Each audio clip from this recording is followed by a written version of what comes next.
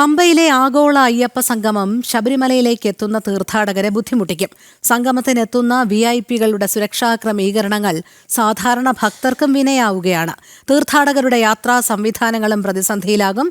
പമ്പയിൽ നിന്നും ഗോകുൽ രമേശ് തയ്യാറാക്കിയ റിപ്പോർട്ടിലേക്ക്.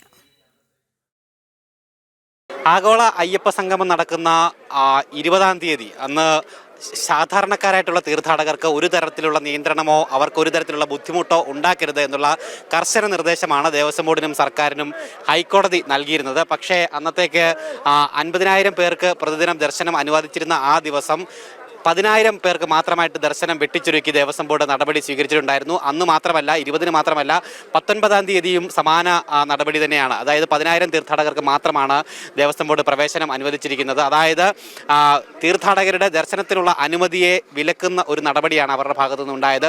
ഒപ്പം അത് മാത്രമല്ല, എത്തുന്ന 10,000 തീർത്ഥാടകർക്ക് പമ്പയിൽ വലിയ നിയന്ത്രണങ്ങൾ ഉണ്ടാകുമെന്നുള്ള കാര്യത്തിൽ യാതൊരു സംശയമില്ല. കാരണം ഇവിടെ ഈ പന്തലുകളടക്കം ക്രമീകരിച്ചിരിക്കുന്നത് പ്രധാന പാതയിൽ തന്നെയാണ്, പാതയോട് ചേർന്നൊക്കെ തന്നെയാണ്. അതുകൊണ്ട് തന്നെ അവിടേക്ക് തീർത്ഥാടകരുടെ സുഗമമായിട്ടുള്ള യാത്രയ്ക്ക് അത് വലിയ ബുദ്ധിമുട്ടുണ്ടാക്കുമെന്നുള്ള കാര്യത്തിൽ യാതൊരു സംശയമില്ല. പ്രത്യേകിച്ച് 3000-ഓളം പ്രതിനിധികൾ ഈ സംഗമത്തിൽ പങ്കെടുക്കുന്ന ആളുകൾ ഇവിടെ എത്തും. ആ സമയത്ത് രാവിലെ മുതൽ ഇവിടെ ഉണ്ടാകും. അവർക്കൊക്കെ വേണ്ടിയിട്ടുള്ള ക്രമീകരണങ്ങൾ, അവരുടെ സൗകര്യങ്ങൾക്ക് വേണ്ടിയിട്ടുള്ള സജ്ജീകരണങ്ങൾ, നിയന്ത്രണങ്ങൾ, വഴികളടക്കം നിയന്ത്രിക്കുന്ന ഒരു നടപടി ദേവസ്വം ബോർഡിൻ്റെ ഭാഗത്തു നിന്ന് അന്നത്തെ ദിവസം ഉണ്ടാകും. അത് തീർച്ചയായിട്ടും സാധാരണക്കാരായിട്ട് ഇവിടെ എത്തുന്ന, തൊഴാനെത്തുന്ന, ശബരിമലയിൽ ദർശനത്തിനെത്തുന്ന തീർത്ഥാടകരുടെ യാത്രയെ ബാധിക്കുമെന്നുള്ള കാര്യത്തിൽ യാതൊരു സംശയമില്ല. പ്രത്യേകിച്ച് പമ്പയിലടക്കം വാഹനങ്ങൾ പാർക്ക് ചെയ്യുന്നത് ഈ 3000 പ്രതിനിധികൾ ഇവിടെ എത്തുമ്പോൾ അവരുടെ വാഹനങ്ങൾ സ്വാഭാവികമായിട്ടും പാർക്ക് ചെയ്യുന്നതിന് വേണ്ടിയിട്ടുള്ള സംവിധാനങ്ങൾക്കായിരിക്കും അന്നത്തെ ദിവസം മുൻഗണന നൽകുന്നുണ്ടാവുക.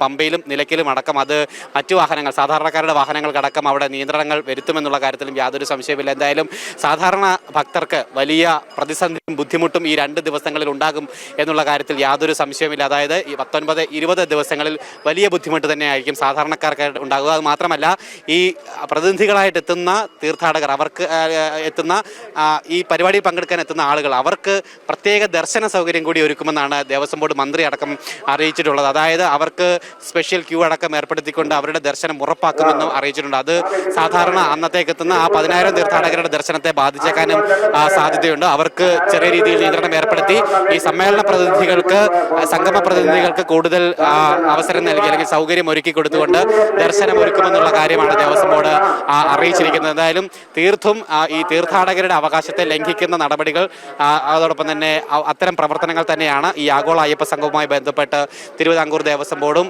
അതോടൊപ്പം തന്നെ സർക്കാരും ഒരുക്കിയിരിക്കുന്നത് എന്നുള്ള കാര്യത്തിൽ യാതൊരു സംശയവുമില്ല. പമ്പയിൽ നിന്നും പ്രശോഭ് കുറ്റിയിലിനൊപ്പം ഗോകുൽ രമേശ്, ജനം.